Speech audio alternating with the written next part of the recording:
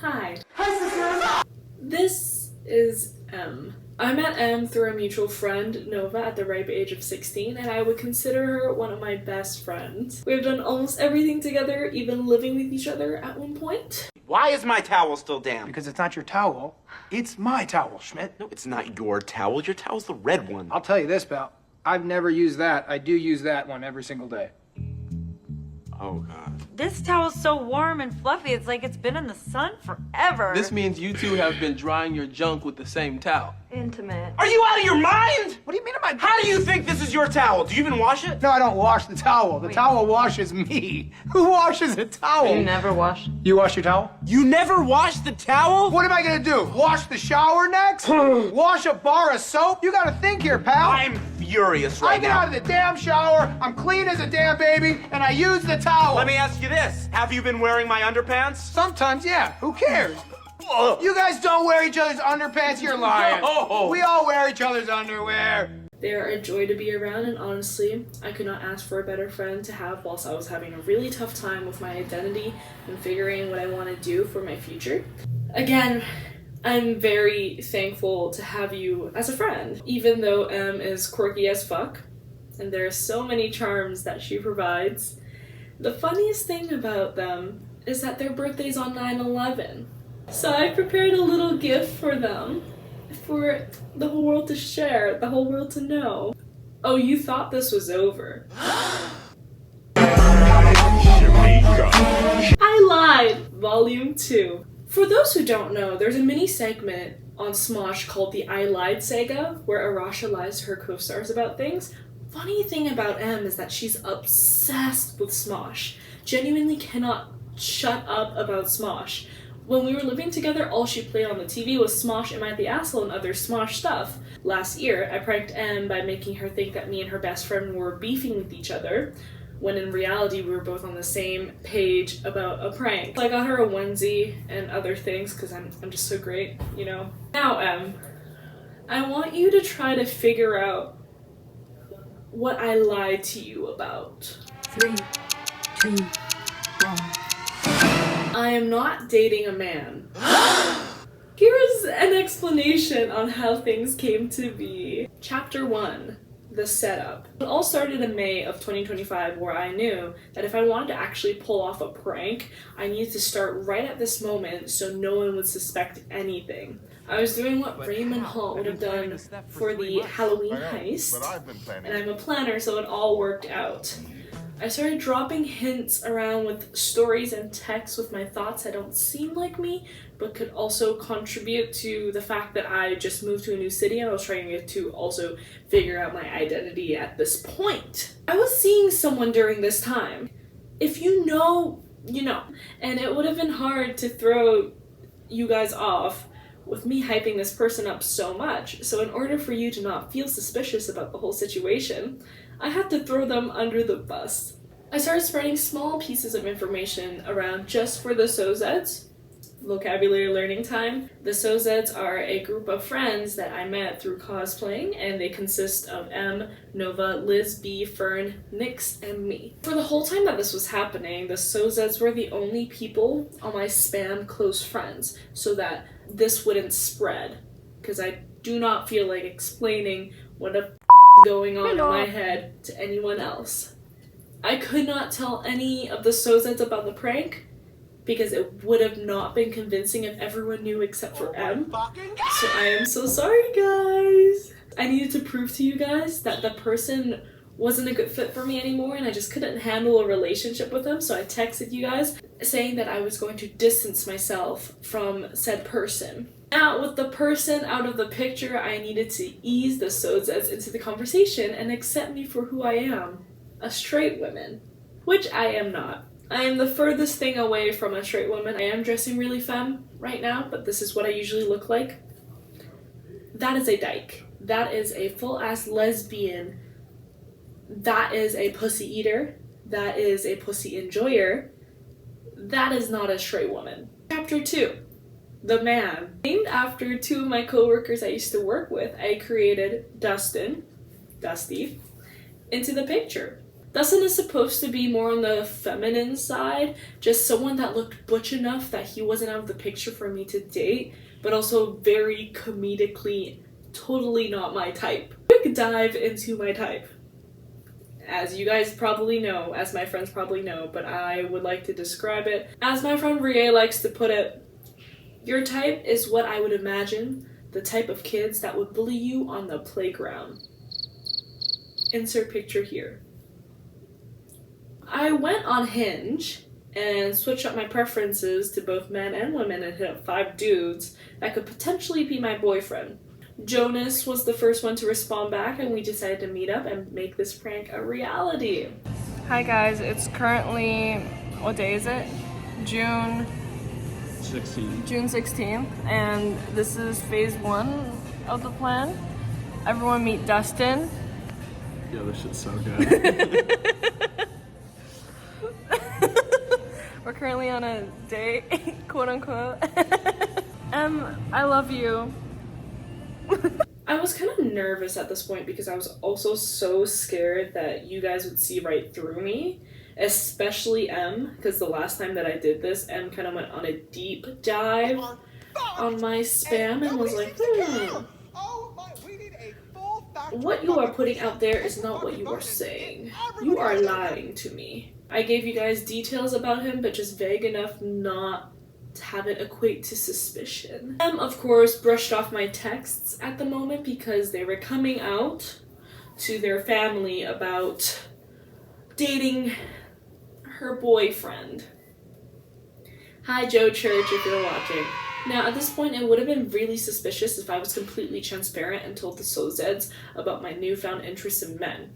Especially since I should be ashamed of dating a man after only dating women for years. So inspired by M herself, I told the Sozeds one by one. The night before the date, I told Nova about how I was actually going out with a man and how afraid I was to tell the others as it felt out of the narrative for me. And she was so supportive of my coming out, I almost felt bad for lying to her.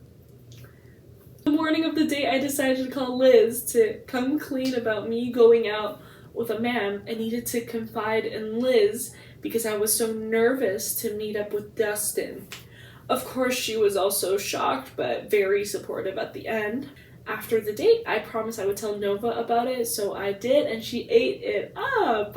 I even provided a photo of me while I was on the date and put it on my spam to kind of hint that I was out with someone, but also not show the face of that person just yet, because essentially I haven't come clean to you guys about going on a date with a man. So I hung out with Dustin another day, and I called Fern during our hangout, just so that it would be more believable for Fern, because Fern is a skeptic. So I needed to pull a big move. Whoa! What is this photo? No way! It's a strategically planned photo that I took of Dustin to seem like I was hiding him but also showing him off. Now came the trickiest part, coming out to M. I needed to seem as nervous as possible, and it worked. We then talked for an hour about and sex and doing all that shit. I will later on censor because you guys don't need to know all that. So during the same night, I came out to both B and Nyx. Chapter 3, making it official. I knew that I wanted to make me and Dustin official before leaving for Calgary so I could gossip with the Sozeds about it and make it more convincing. So I hung out with my group of friends on June 30th and then said that Dustin was taking me home because I was having an anxiety attack. I legit was having one of the worst anxiety attacks I've had in a while. But then, thinking about this plan made me giggle, and now all is well. I would never lie about my mental illness and what is going on internally. I made us official that night, and then we hung out in Canada Day with my friend Rie. It was a spontaneous night filled with joy and laughter. We talked about our woes, and later on, Jonas went to a friend's house while I stayed the night at Rie's. Here's some clips of the night, by the way. I'm fucking geeked. Hold on, you're lucky. Let me buckle up. God damn. Hello. Jonas fell asleep on the couch, and me and Rie were trying to wake him up because it was 11 p.m. We were like, get the fuck up and get the fuck out. Love you, Jonas. But yeah. Chapter 4. Dating. I have no experience dating men. Just to put it out there. I was dating Dustin. I presumably kept a lot of our relationship to myself, just like how I've done in the past with my other relationships, which a lot of them I probably should not have. We live and we learn. There are some aspects that I did bring up though that sprinkled parts of Dustin into the narrative just so you guys wouldn't forget him. For example, I had a dream where me and Dustin had a fight and he blocked me after calling me the N-word. What the F is going on in my brain? Dustin doesn't want to film this with me. Death to all men. And the most famous, and I think is the most funny interaction, M texting me, Becca, can you have Dustin transition? And I was like, what, huh? I'm going to put him in drag going out tomorrow. Does that count? So even on my Instagram, I sprinkled information on how I was hanging out with Boy Toy constantly because I didn't want to reveal Dustin's name because then it was like a whole thing. It was a whole thing, okay? I posted pictures of Jonas onto my private Instagram and it worked.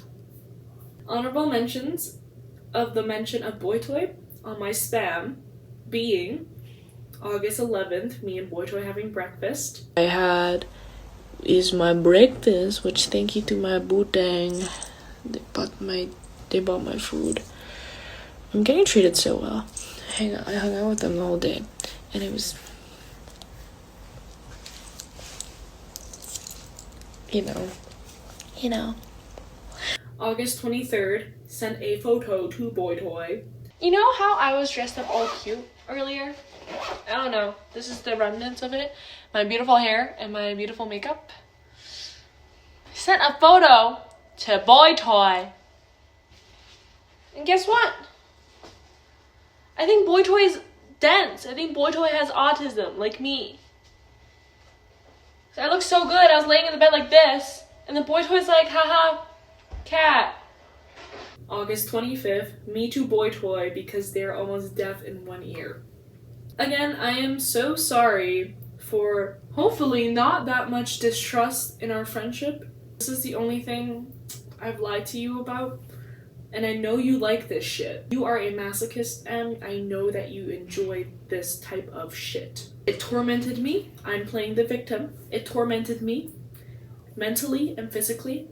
You know how hard it was to not tell you about this shit? Very fucking hard. Very hard. So later on, I told each of the Sozeds that I was pranking you guys. Did I feel bad? Yes. Did it feel good? Yes. What can I say? What can I say? Now for the reveal, guys. Who is Dustin?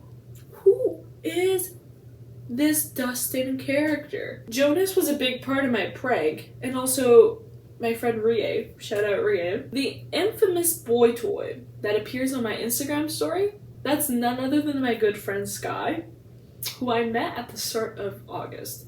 So yes, I hope you enjoyed this birthday gift from me. If you have any further questions, call me, and I will be here to answer immediately. It took me a long time and lots of people's participation in order to succeed on this prank. This also includes my spy on the inside, B. I could not have done this without you, B. Thank you so much, Queen. You did so good and made me feel sane throughout the entire plan. I love you guys so much, and I genuinely cannot express my privilege. I have to call you, M, my friend. Let's hope this doesn't end our friendship, because this is a genuine concern I have for this, and now I have to edit this video.